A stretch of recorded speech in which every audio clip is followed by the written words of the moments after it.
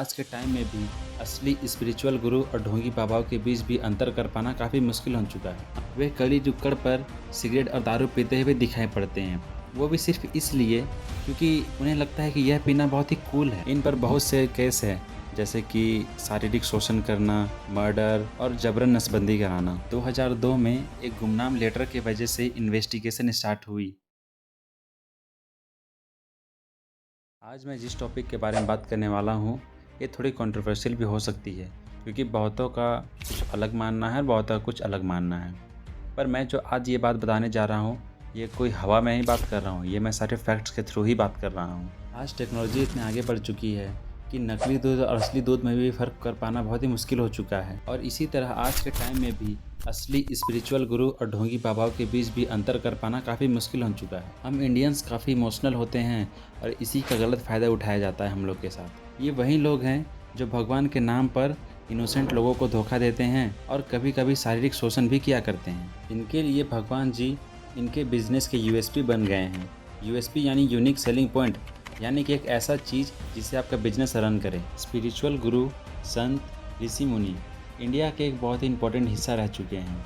इनका काम था मार्गदर्शन कराना और सही गलत के बीच में फ़र्क सिखाना। अभी के टाइम में क्यों हमें संतों और गुरुओं की ज़रूरत है? क्योंकि आज के समय में डिस्ट्रैक्शन बहुत ज़्यादा हो चुकी है। 3 में से हर 3 इंसान आज के समय में परेशान है। कोई अपनी ज़िंदगी को किसी और से कंपेयर कर रहा है, तो किसी की ज़रूरतें बहुत ज़्यादा है। 14-15 साल के बच्चे जिनके हाथों में अभी स्कूल की किताबें होनी चाहिए थी, वे कड़ी जुक्कड़ पर सिगरेट और दारू पीते हुए दिखाई पड़ते हैं, वो भी सिर्फ इसलिए क्योंकि उन्हें लगता है कि यह पीना बहुत ही कूल है। आज के समय में उन लोगों का बहुत ही मजाक उड़ाया जाता है जो कि बिल्कुल भी नशा नहीं करते हैं।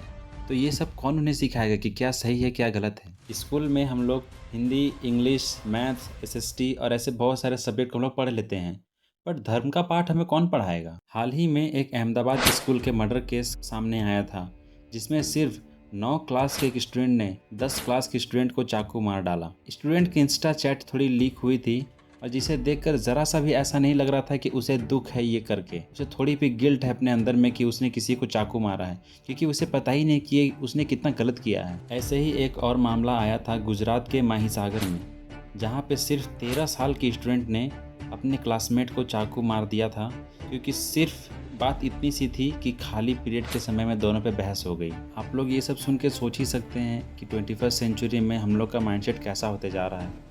तो हमें कोई तो चाहिए जो हमें धर्म का पाठ पढ़ाए, सही गलत का बीच में फ़र्क बताए। आइए जानते हैं कुछ संतों के बारे में, उसके बाद आप खुद ही डिसाइड करना कि किन्हें आप अच्छे संत बोलोगे और किन्हें आप बुरे संत बोलोगे।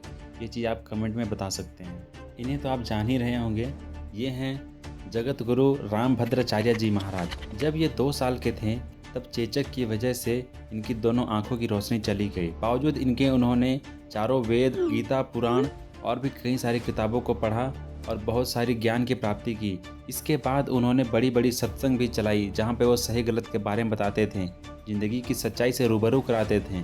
सच कितना भी कड़वा हो उसे स्वीकार करने की ताकत हमें देते थे। इनकी चित्रकूट में एक संस्था है जहाँ पर वह विकलांग बच्चों को शिक्षा देते हैं और गरीब असहाय लोगों की मदद भी करते हैं और बुजुर्गों की खाना और रहने की व्यवस्था भी करते हैं। इन्हें आज कौन नहीं जानता है? ये हैं प्रेमानंद जी महाराज। इन्हें आज पूरी दुनिया जानती है कि कैसे प्रेमानंद जी महाराज ने कितनों की ज़िंदगी बदली है। ज़िंदगी बदलना मतलब ये नहीं कि उन्होंने कोई वरदान दे दिया है कि जाओ आज से तुम जो भी छूओगे वो सोना बन जाएगा।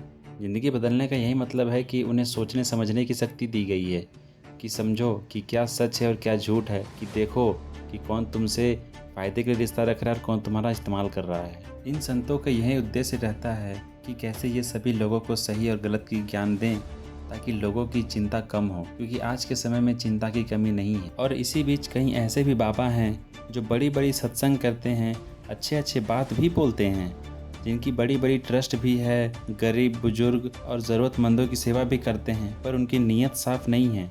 कईयों पर एफआईआर हुई है, कईयों पर केस भी चल रही है और कईयों को सज़ा तक हो चुकी है। ये हैं बाबा राम रहीम। इनका असली नाम है गुरमीत राम रहीम।